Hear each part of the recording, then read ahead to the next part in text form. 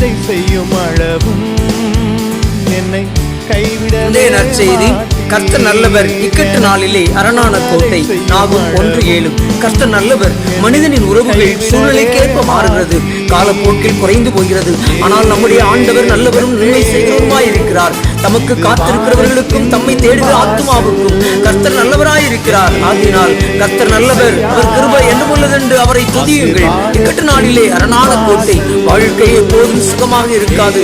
சில சமயங்களில் நம்மை அறியாமலே பிரச்சனைகள் நம்மை சீர்குலைய செய்கிறது.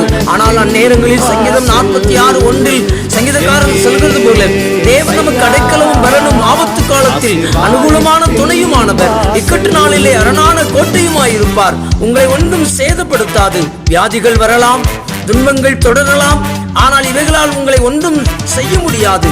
அவர் உங்களுக்கு கோட்டையும் அரணுமாயிருப்பார். கர்த்தர் நல்லவர்.